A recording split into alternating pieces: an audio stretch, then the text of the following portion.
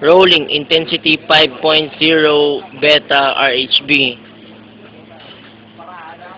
Pangalan? Dave, Piledo.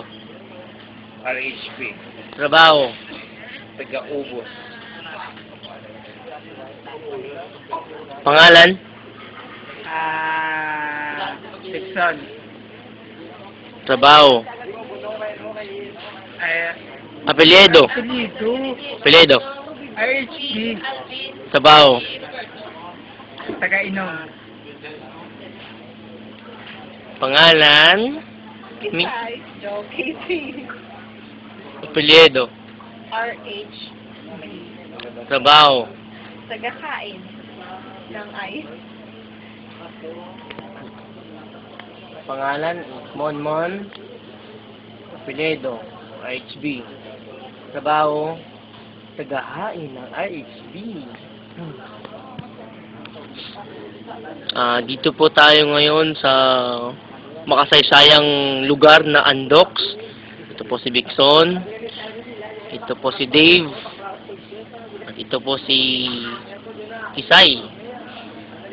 At ito po yung mga bote. Sana'y maubos na.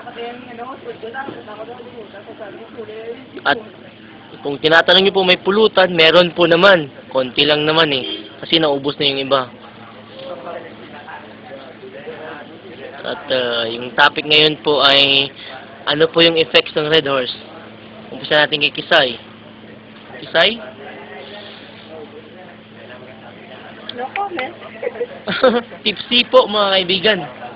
Ito po si Dave. Nakakabuso. Nakakabusog po. Ayun, narinig po natin.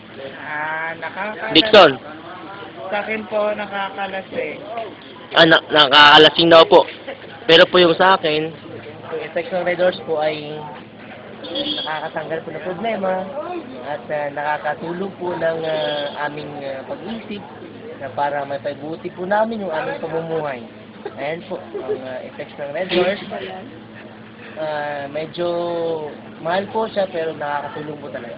Thank you po. Ito po yung aming documentary para sa 5.0 Beta Red Horse. Thank you po.